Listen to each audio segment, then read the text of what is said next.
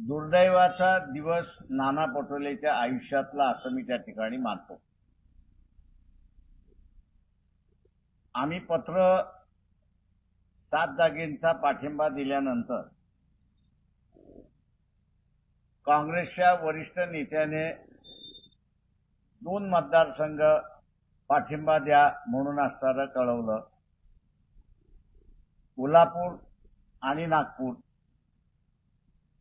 दोन्ही ठिकाणी आम्ही असणारा पाठिंबा त्या ठिकाणी जाहीर झाला. आमच्या पाठिंब्यामुळे कोण जिंकणार कोण हारणार हा भाग वेगळा, पण आजच्या पत्रकार परिषदेमध्ये नाना पटोले यांना काँग्रेसचा उमेदवार जिंकणार याच्याबद्दल प्रचंड दुःख झालं आणि म्हणून त्यांनी असणारा आज आरोप केला की आम्ही जे काँग्रेसच्या उमेदवाराला पाठिंबा दिला तो गडकरी जे आहेत नितीन गडकरी यांना हरवण्यासाठी दिला असा आरोप त्या ठिकाणी केला. नाना पटोले आणि भारतीय जनता पक्षामधल्या काही नेत्यांबरोबरचे त्यांचे असणारे संबंध यातून खुले झाले, ओपन झाले आणि ह्याच्यातूनच आपल्याला असणारं कळतं की काँग्रेसने नाना पटोले यांना भंडारा गोंदिया कॉन्स्टिट्युन्सी लढा म्हणून सांगितल्यानंतर मला लढता येत नाही असा जो सांगितला, विड्रॉ केला उमेदवारी जाहीर झाल्यानंतर सुद्धा त्याचं खरं कारण आज आपल्याला कळतंय की त्यांना बीजेपीच्या विरोधात लढायचं नाही. काँग्रेसमधला काही कार्यकर्त्यांचा काही नेत्यांचा छुपा संबंध जो भारतीय जनता पक्षातल्या काही नेत्यांशी आहे तो आज उघड झाला.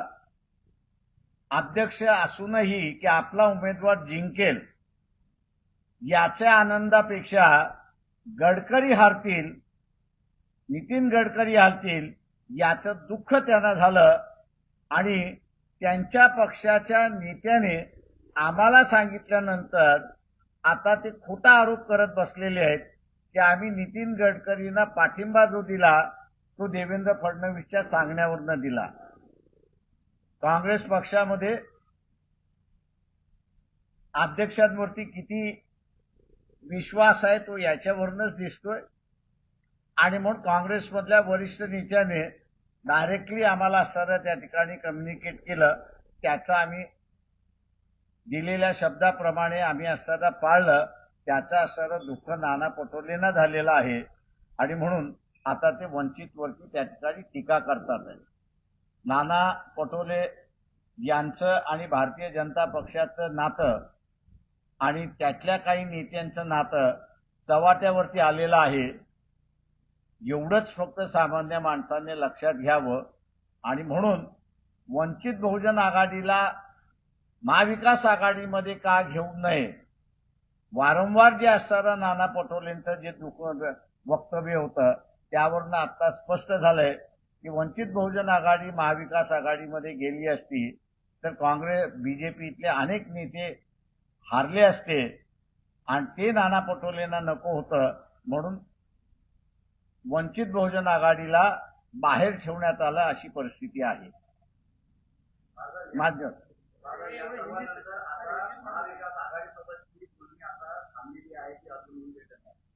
ते आता आमची असणारी बोलणी थांबलेली आहे. आम्ही त्याच्यामध्ये नाही आहोत. काँग्रेस पक्षाला आम्ही दिलेलं जे पत्र होतं त्या प्रमाणात त्यांच्या अधिक मतदारसंघ आलं तर कदाचित त्यांना आम्ही असणारा पाठिंबा त्या ठिकाणी देऊ. आमचा शब्द आम्ही पाळू एवढंच फक्त आम्ही म्हणतो.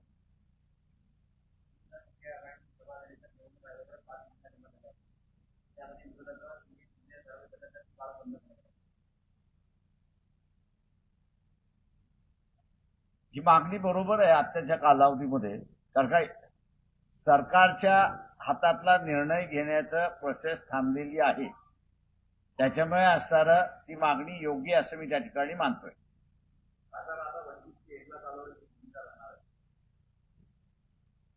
आम्ही असं कसं जाणार काय जाणार हे आपल्याला थोड्या दिवसात आम्ही सांगतो. नाही, तारीख पे तारीख नाहीये त्याच्यामध्ये. आमची असणारी जी भूमिका आहे ती आम्ही मांडतोय ना. आम्ही सांगू ना, मोकळे करू ना.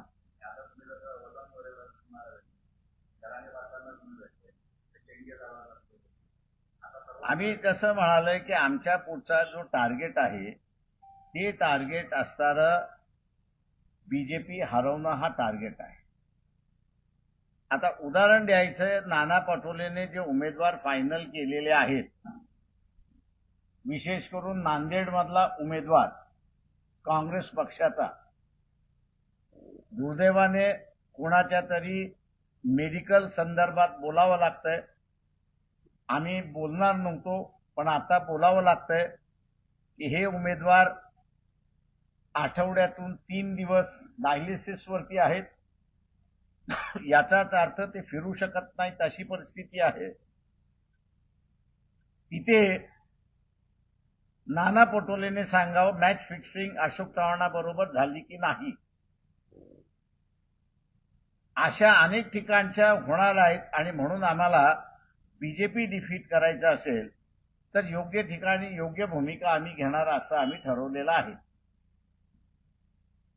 तुमच्या पाठिंब्याबद्दल बोलून नांदेडमध्ये उमेदवारांना परिस्थिती काय आहे, पाठिंबा दिलाय का? आम्ही असणारा नांदेडच्या जो मेडिकल पेशंट आहे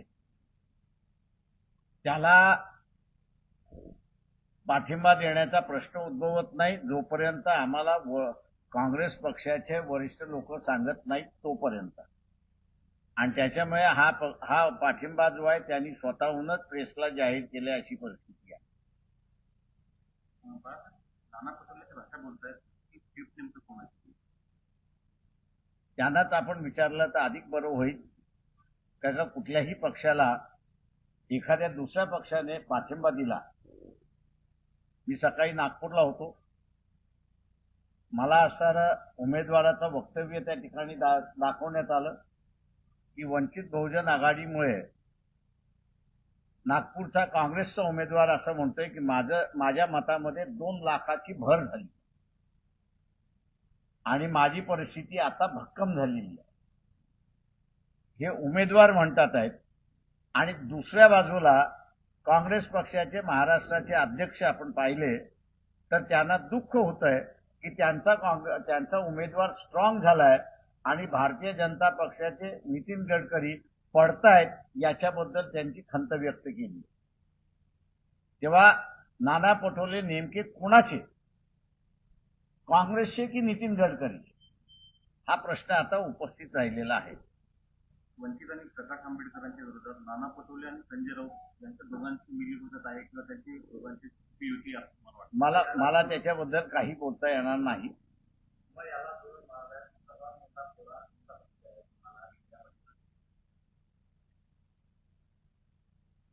असे त्याच्यामध्ये थोडा कोण आहे असं म्हणण्यापेक्षा त्यांनी का घेतलं नाही याचा असणारा खुलासा त्यांनी केला पाहिजे.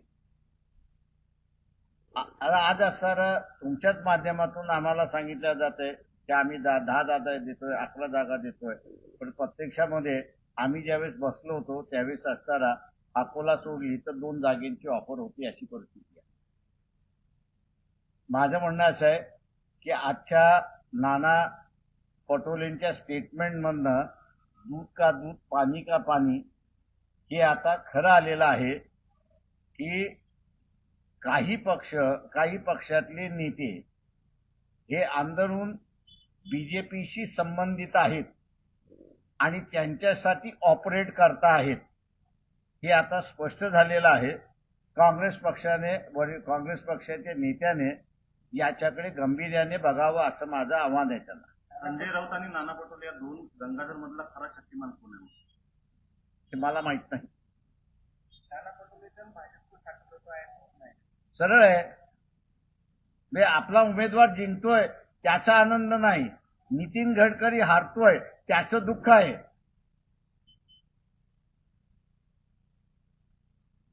थँक्यू.